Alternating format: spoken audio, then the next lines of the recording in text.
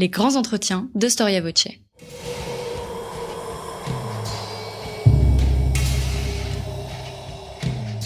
Une émission de la rédaction de Storia Voce.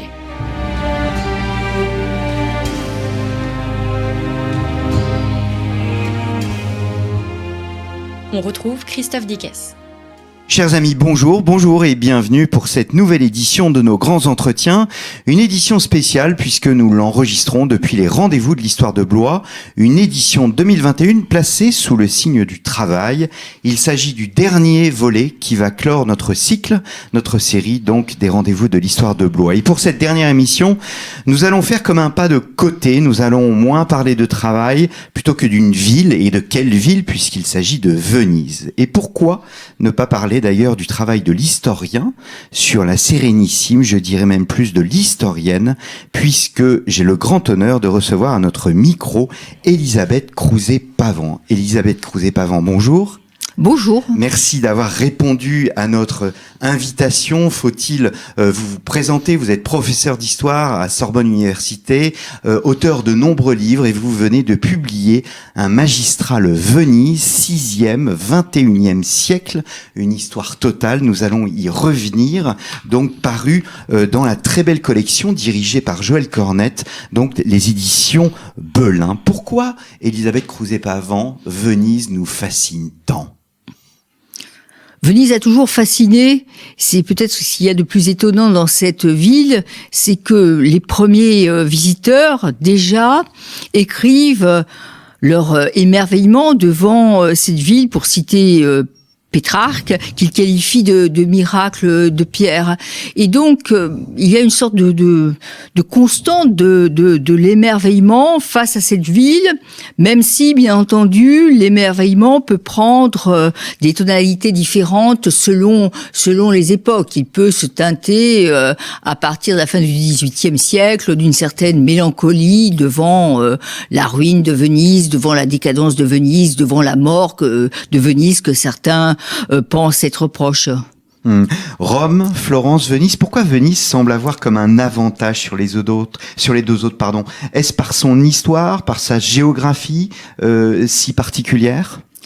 Le goût de Venise, cela étant, n'a pas été constant tout de même dans l'histoire. C'est à certains moments du Grand Tour, Rome ou Naples pouvaient attirer davantage. Il y a dans l'histoire du rapport à l'Italie, évidemment, de la part des Européens, des oscillations. Mais tout de même, Venise fascine, à la fois évidemment par son installation sur l'eau, puis c'est le spectacle de sa richesse qui émerveille. Et enfin, ce sont ces institutions, la longévité aussi de la République qui suscite chez les étrangers beaucoup d'étonnement. Venise, d'ailleurs, était considérée un temps comme la deuxième Rome. Venise s'est aussi présentée comme la deuxième Rome, surtout après 1453, après la prise de Constantinople par les Turcs. Venise prétend avoir en quelque sorte récupéré l'héritage byzantin, avoir opéré une translatio imperii. C'est le moment où les églises, par exemple, de nouveau se parent de coupoles, où il y a une sorte de néo-byzantinisme dans l'architecture qui justement est destiné à montrer à tous que l'héritage de la deuxième Rome est désormais au milieu des lagunes. Nous célébrons cette année le 1600e anniversaire de la ville. Disons que le maire de Venise et les autorités vénitiennes célèbrent cet anniversaire. C'est un anniversaire totalement inventé, puisqu'il ne s'agit que d'une tradition parmi beaucoup d'autres qui expliciterait la naissance de Venise. C'est la première fois dans la longue histoire de Venise que cet anniversaire est célébré. Pourquoi vous avez fait le pari du temps long dans cet ouvrage, puisque vous couvrez pas moins de 14 siècles? Comment aborder un tel exercice, alors que d'habitude c'est vrai qu'on voit les historiens plutôt se pencher sur une période particulière?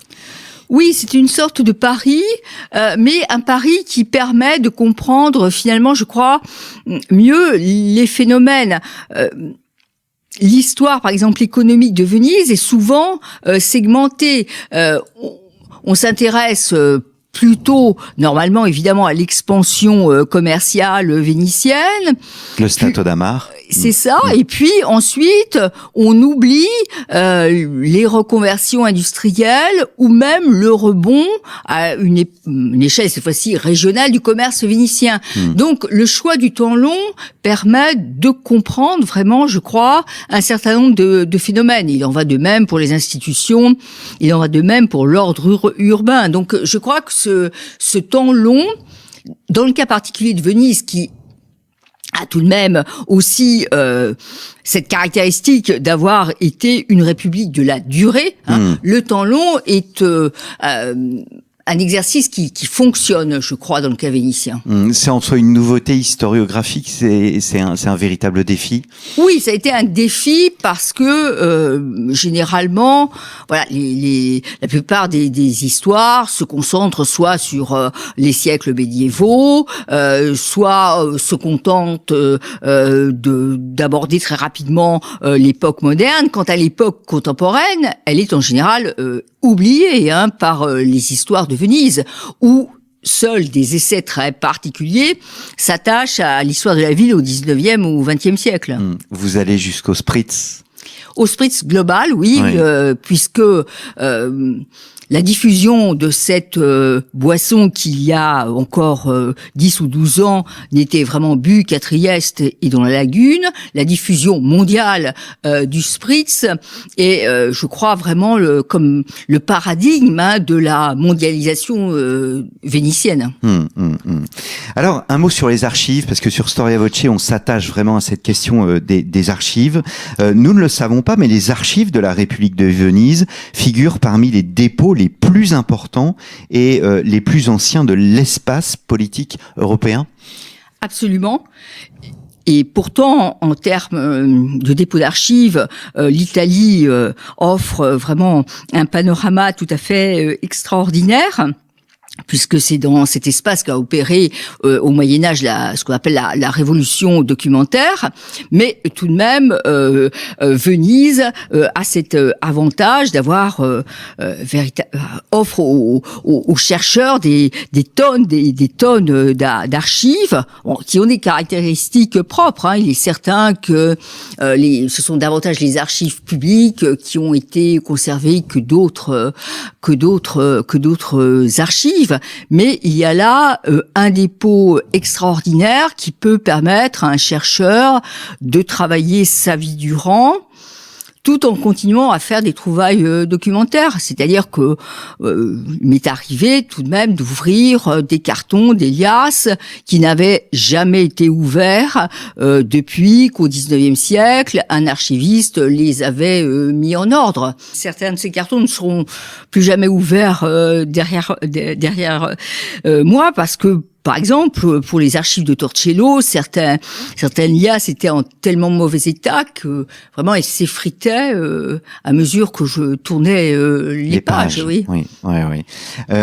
Alors, elles sont toutes réunies en un seul endroit, oui, ces archives? Toutes les archives sont réunies donc au dépôt des Frari, près de l'église mendiante franciscaine de Santa Maria Gloriosa dei Frari, donc des kilomètres et des kilomètres de rayonnage. Alors, vous dites qu'on ferait une erreur à voir ces archives comme l'expression d'un étatisme ou bien du développement de l'État. Ce n'est pas seulement cela. Oui, longtemps on a cru qu'en fait justement la conservation des archives publiques vénitiennes reflétait la force en fait de l'État vénitien. Il est exact que ces archives sont évidemment le produit des multiples magistratures, des multiples conseils qui formaient l'ossature de la République, mais en même temps, un travail plus peut-être proche justement de la production documentaire a permis de montrer comment aussi ce sont les crises internes, les conflits entre les conseils, en fait toutes les aspérités de la vie politique qui produisent aussi de la documentation. Alors, les historiens déconstruisent les mythes au nom de la vérité des faits. Est-ce qu'il faut déconstruire le mythe de la glorieuse République de Venise? En fait, faut-il revoir l'histoire d'une république construite sur les décombres de l'Empire byzantin, mise à mal par l'Empire ottoman, pour finalement disparaître au XVIIIe siècle? Oui, je crois.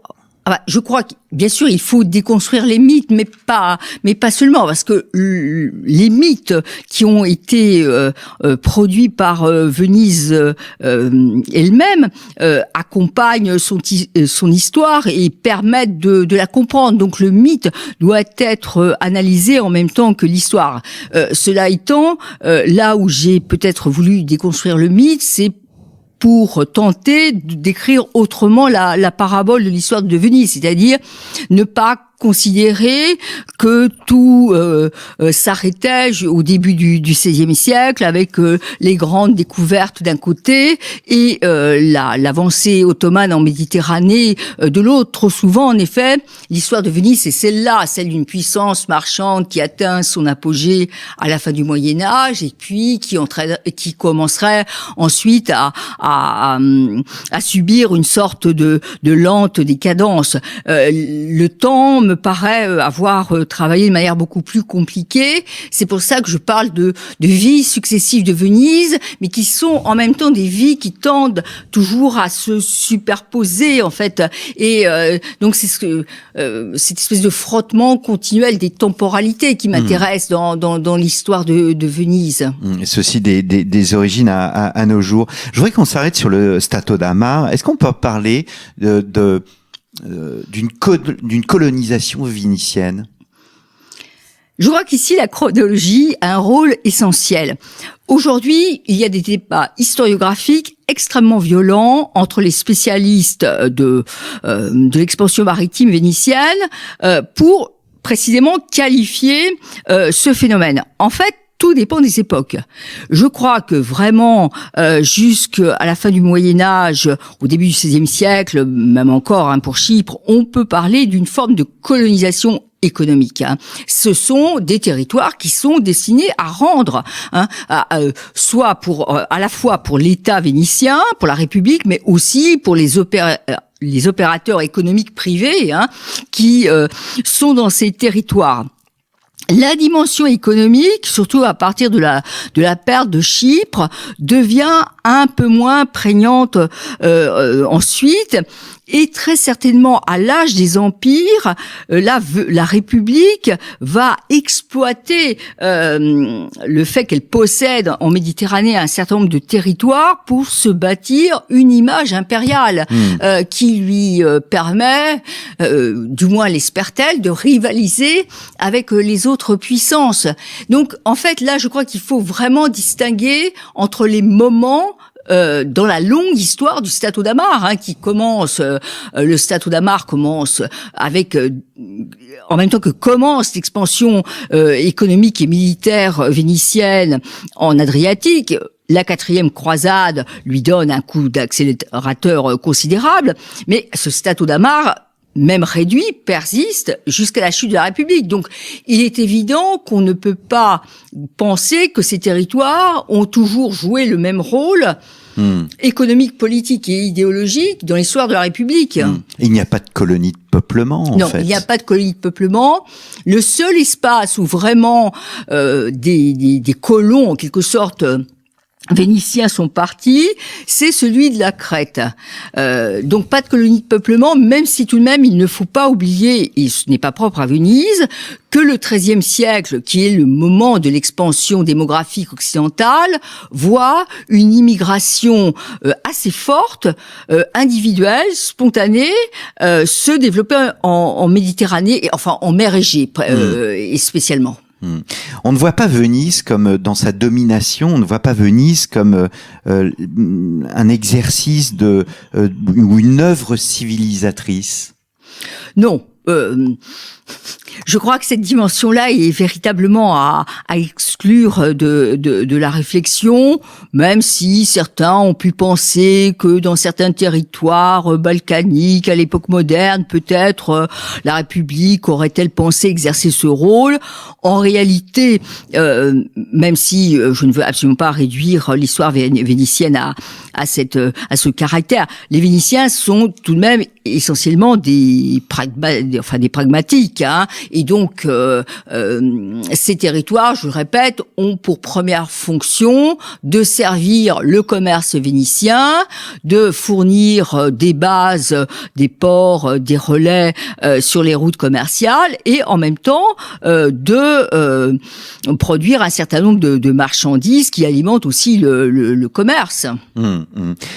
Alors, est-ce que la domination, c'est intéressant de voir dans votre livre que la domination de l'Empire ottoman change en quelque sorte le statut de Venise. Vous l'avez évoqué là, je voudrais qu'on y revienne. Est-ce qu'elle devient comme une puissance politique aux avant-postes de la chrétienté après avoir été au fond une puissance avant tout économique ? Oui. Dès la fin du XVe siècle, Venise se présente comme vraiment la puissance qui combat pour toutes les autres contre les infidèles, hein, ou aux avant-postes, comme vous l'avez dit, de la chrétienté.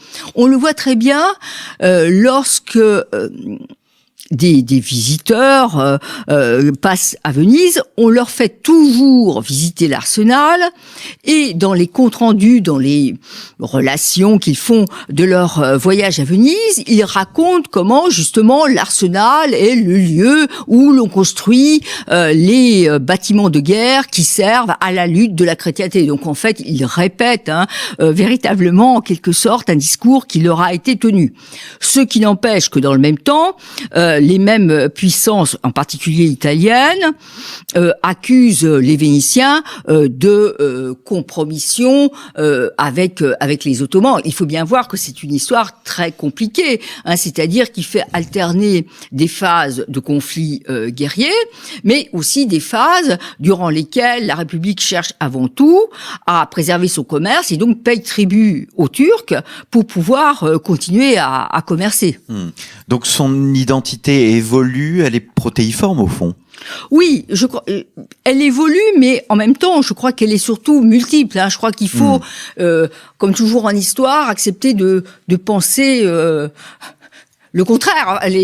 Que deux réalités contraires peuvent totalement coexister. C'est-à-dire que je crois que les Vénitiens pensaient profondément combattre les Turcs et combattre pour tous les autres aux avant-postes de la chrétienté, mais qu'en même temps, ils pensaient aussi accomplir leur destin providentiel en continuant à commercer. Et pour eux, ce n'était pas totalement inconciliable. Donc je crois que quand on met l'accent sur une dimension seulement de l'histoire, on la mutile en quelque sorte.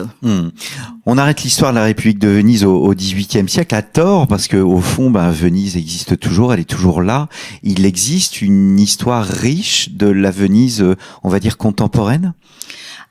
Une histoire très intéressante, qui est celle justement des dominations étrangères successives, d'une évolution socio-économique qui est en général totalement méconnue.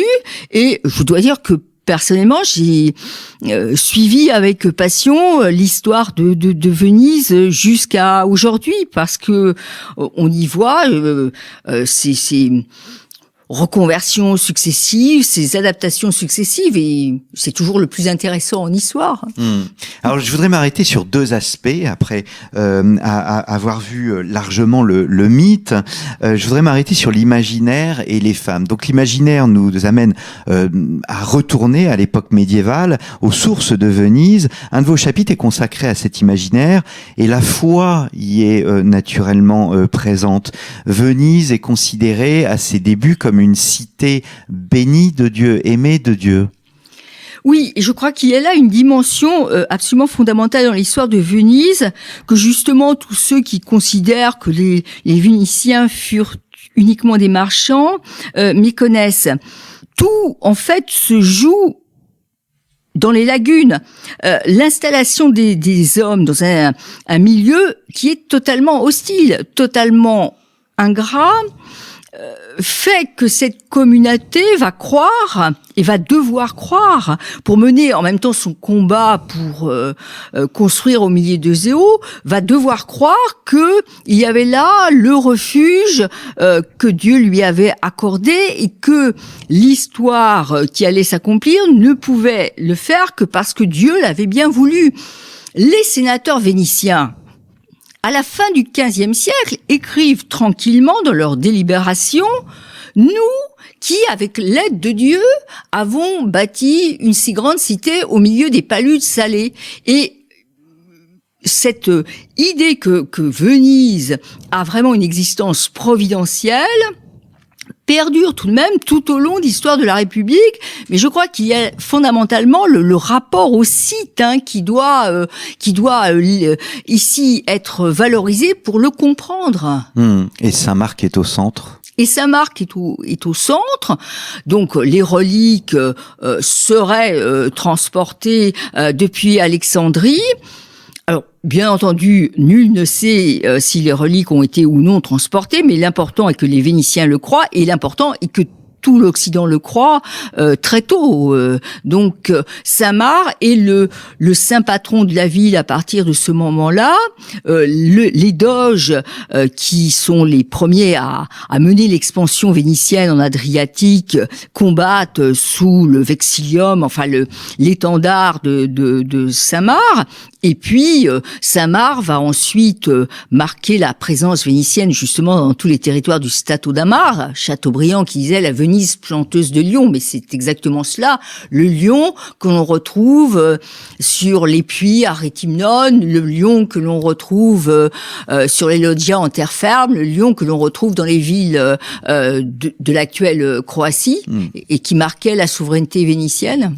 On oublie, le lion, c'est vraiment l'attribut de l'évangéliste Saint-Marc. Voilà, c'est vraiment l'attribut de l'évangéliste, alors qui tient en plus justement dans sa main le livre sur lequel est écrit « Paix à toi, mon évangéliste » et il y a là donc les premiers mots de ce qu'on appelle la prédestination, le fait que selon là aussi l'imaginaire vénitien, Marc, évangélisant le nord de l'Italie, se serait arrêté dans les lagunes et aurait rêvé, un ange lui serait apparu, il lui aurait dit « Paix à toi, mon évangéliste, tu reposeras ici. » Voilà. Et donc, ici, ce sont les lagunes, là où Venise était appelée à se construire. Et pourquoi le lion, au fond ? Chaque évangéliste a un animal qui lui est associé, c'est ça, voilà. Et donc c'est le lion qui va ensuite vraiment être assimilé totalement à Venise. Alors un lion d'ailleurs qui n'est pas représenté toujours de la même façon. Et ce qui est très intéressant à partir du XVe siècle, c'est que le lion est toujours représenté. Alors bien sûr, toujours l'Évangile avec les mots de la prédestinatio, mais le lion à partir du XVe siècle a les pattes avant sur la terre, les pattes postérieures dans l'eau, et ça marque bien justement la double domination de Venise sur la terre, l'État italien qu'elle a conquis à partir du XVe siècle, et sur la mer qui est son domaine naturel. Alors on passe peu à peu avec le temps, les temps modernes, d'un imaginaire religieux à un imaginaire plus politique. Vous utilisez l'expression d'idéalité politique. À Venise, vraiment, on assiste à une rationalisation du politique, à une rationalisation de la pensée. Oui, parce qu'il faut comprendre quand même que le mythe politique vénitien a eu une importance absolument considérable à Venise, mais aussi dans une part de l'Europe moderne. Pourquoi ? Parce que même si le mythe politique préexiste un peu, même si déjà au Moyen-Âge, on constate qu'alors que toutes les cités italiennes sont en proie à des luttes civiles, à des guerres, etc., la paix règne à Venise.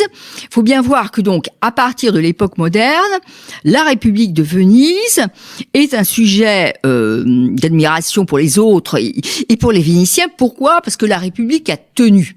Toutes les États politiques italiens ont été bouleversés par les guerres d'Italie. Venise a failli sombrer, mais Venise tient.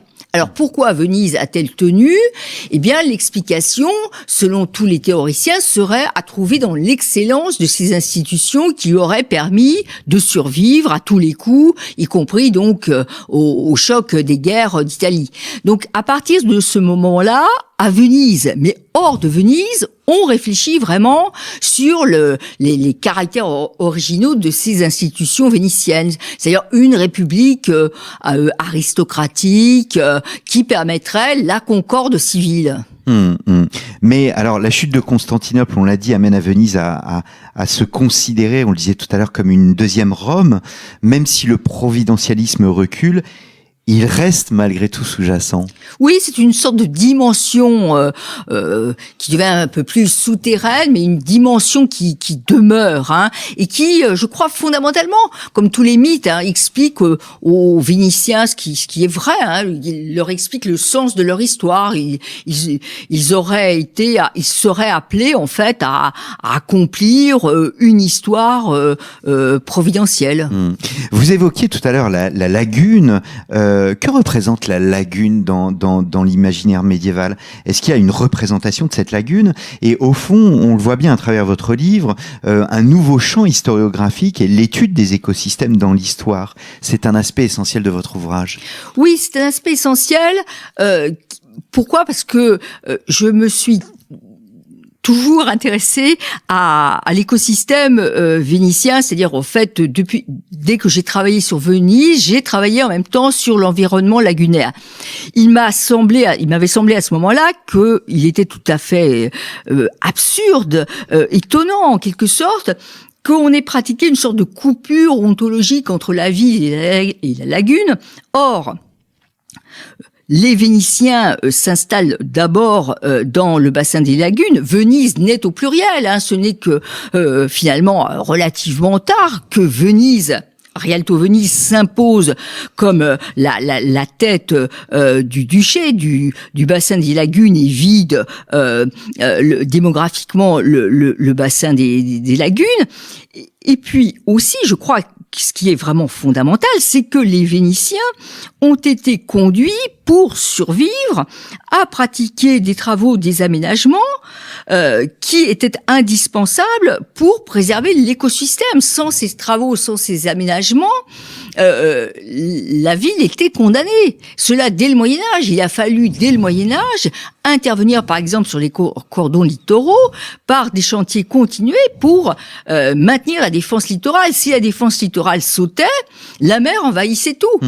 Donc, il y a des travaux qui sont continués, qui longtemps ont été ignorés, ou alors seuls certains ingénieurs ou géographes au XIXe siècle s'étaient intéressés à cette dimension de l'histoire de Venise.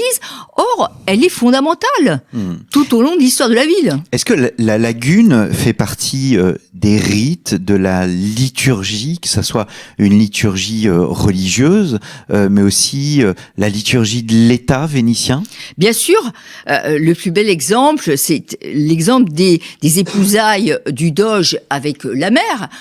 Donc le doge sort là de la lagune pour aller jeter l'anneau dans la mer, dire nous t'épousons aux mers en signe de domination. Donc c'est un acte de souveraineté. Mais auparavant, il a parcouru le domaine lagunaire et beaucoup en fait des cérémonies politiques vénitiennes se déploient à travers l'espace lagunaire. Parce qu'il s'agit alors de recréer de l'unité d'abord entre les diverses communautés humaines qui survivent, même s'il s'agit de toutes petites communautés au sein du bassin des lagunes. Mais je crois qu'il y a toujours fondamentalement un peu comme d'ailleurs dans la cérémonie des épousailles, un rite propitiatoire. Il s'agit aussi de se concilier en quelque sorte le domaine aquatique, dont les Vénitiens savent très bien que s'ils se révoltent, la ville serait engloutie. C'est un des mythes de l'histoire de Venise, mais qui évidemment résonne avec des événements très très réels.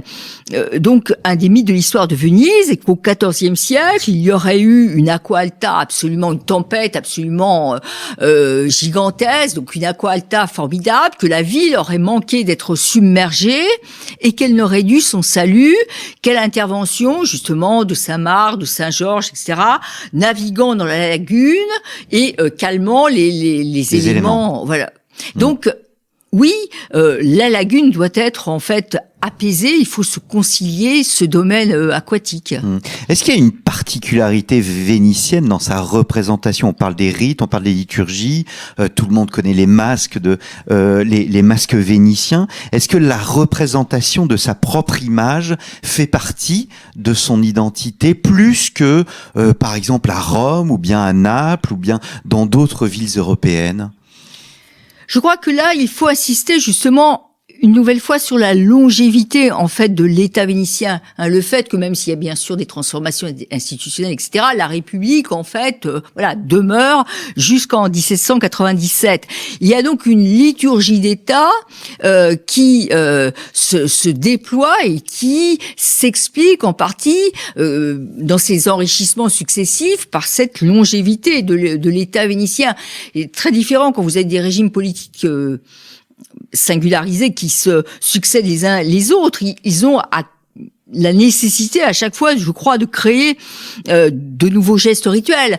À Venise, on travaille plutôt par sédimentation, par couches successives. Alors, je vais passer sur un autre sujet, qui est le sujet des femmes, l'histoire des femmes. Vous essayez de voir dans cette histoire vénitienne, au fond, c'est une histoire très masculine.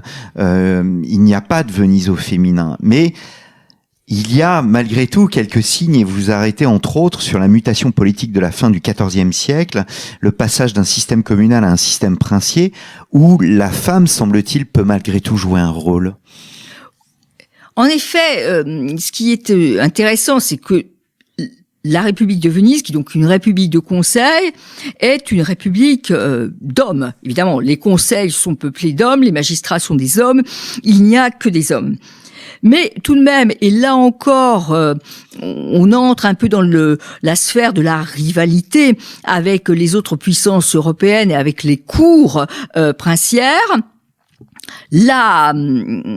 Cette rivalité va permettre en fait d'attribuer un certain rôle, je ne dis pas politique, mais au moins de représentation à l'épouse du doge. Et donc on a un certain nombre de cérémonies qui vont commencer à mettre en scène soit le couple princier, exactement comme ailleurs en Occident, soit s'attacher à valoriser la personne de la dogaresse, de l'épouse du doge.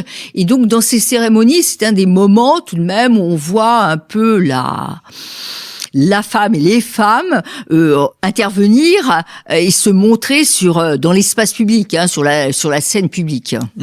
Elles sont partie intégrante de cette mise en scène dont on parlait tout à l'heure, des rites de la liturgie.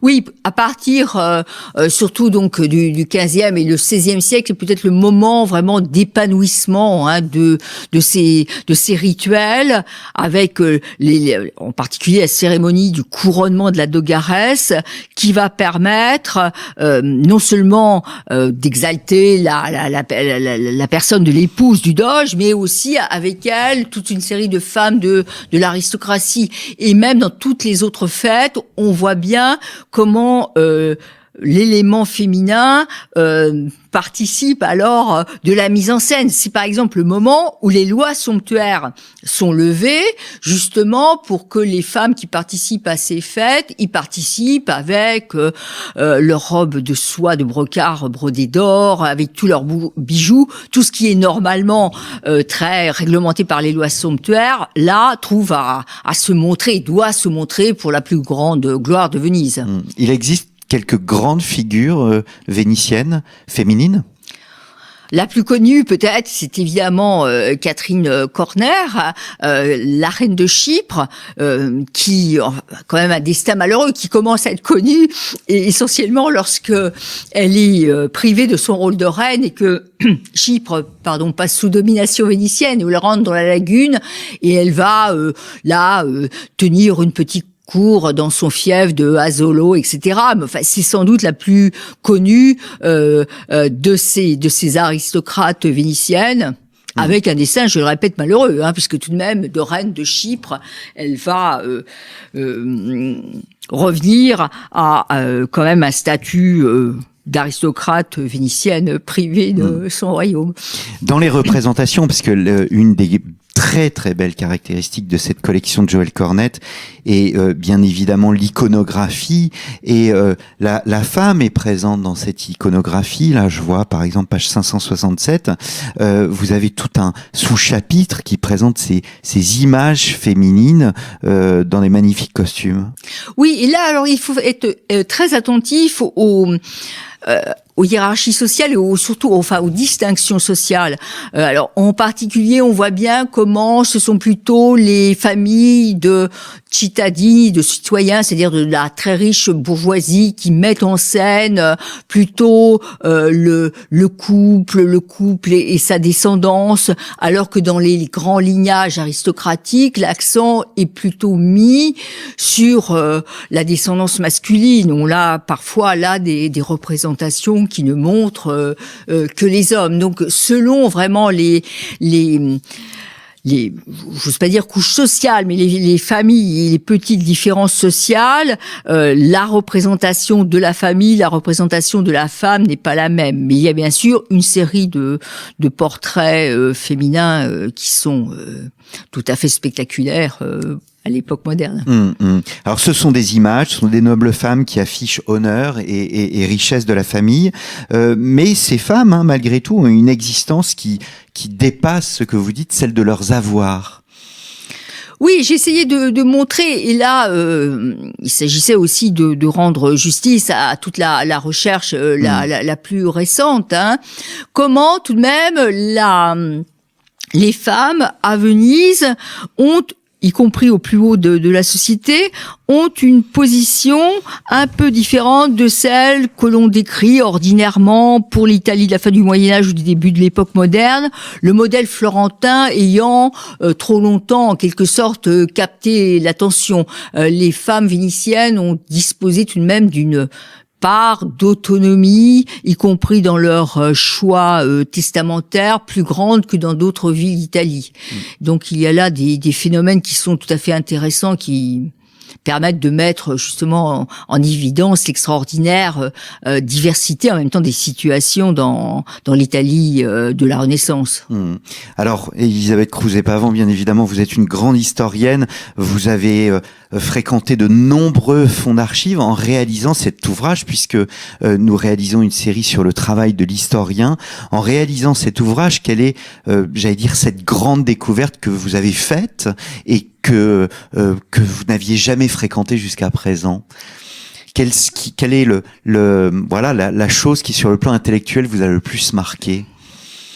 S'agissant du travail d'historien à Venise, peut-être ce qui m'a le plus marqué, c'est cette possibilité justement pour un historien de pouvoir pénétrer au plus profond d'une société grâce à la masse justement de la documentation conservée. C'est-à-dire que je suis une historienne de la société, c'est-à-dire que je n'ai jamais cherché un document extraordinaire. Voilà, ce que je cherche, c'est la possibilité de faire une sorte d'archéologie en quelque sorte des sociétés passées. Et les archives vénitiennes le permettent. Pourquoi ? Parce que en concentrant son énergie sur un certain nombre d'archives issues des cours civiles de justice, un certain nombre de fonds d'archives notariales, on parvient vraiment à découvrir, mais au plus profond, une trame sociale, une trame urbaine, et cela finalement très tôt. tôt, en fait, dès le XIIIe siècle, on a cette possibilité. Bien entendu, à mesure qu'on avance dans le temps, les choses deviennent plus encore faciles. Et donc, pour moi, ça a été le plus extraordinaire, si vous voulez. Bien sûr que je conserve un certain nombre de questions qui sont restées sans réponse, mais il y a tout de même la possibilité pour un historien de découvrir ce qui moi m'intéresse, c'est-à-dire un peu du fonctionnement quotidien, en fait, des travaux et des jours. Alors, vous avez toujours de nombreux étudiants. Je pense Pauline Guéna a été une de vos étudiantes. Oui, Pauline Guéna est une de mes étudiantes. On l'a reçue à plusieurs reprises à ce micro, et je me permets de renvoyer nos auditeurs aux différentes émissions qu'on a pu enregistrer ensemble. Vous avez aujourd'hui beaucoup de jeunes historiens, de jeunes historiennes qui se penchent sur Venise. Alors, sur Venise, il y en a un certain nombre. En même temps, j'ai quand même essayé, et c'est le devoir d'un directeur, d'une directrice de thèse, de réserver à chacun des étudiants commençant une thèse une sorte d'espace propre. Il y avait un peu, il y aurait eu un risque, je crois, à ce que trop d'entre eux travaillent sur Venise. En tout cas, ceux qui travaillent sur Venise ont chacun des spécialités très différentes, justement pour leur permettre de donner toute la mesure de leur talent. Et puis, beaucoup travaillent sur d'autres villes d'Italie, et beaucoup ont aussi travaillent sur la France. Eh bien, merci beaucoup Elisabeth Crouzet-Pavant d'être venue à ce micro. Donc, dans la collection Référence de Joël Cornette, ce magnifique livre Venise 6e, 21e siècle, aux éditions Pelin, des origines jusqu'au Spritz Global, ce que nous avons évoqué tout à l'heure. Il me reste à vous remercier, chers auditeurs, pour votre fidélité. Je vous le répète à chaque émission, Storia Voce est une radio associative. Elle ne vit que grâce à votre soutien. Si vous pouvez nous aider, rendez-vous dans notre rubrique Soutenez Storia Voce depuis la page d'accueil de notre site internet storiavoce.com. Il me reste à remercier Hélène Renard des Rendez-vous de l'Histoire de Blois qui a facilité nos enregistrements, ainsi que toute son équipe, notamment Tessa. Je vous donne rendez-vous l'année prochaine pour une nouvelle édition de nos Rendez-vous de l'Histoire, donc 2022. Merci et à très bientôt.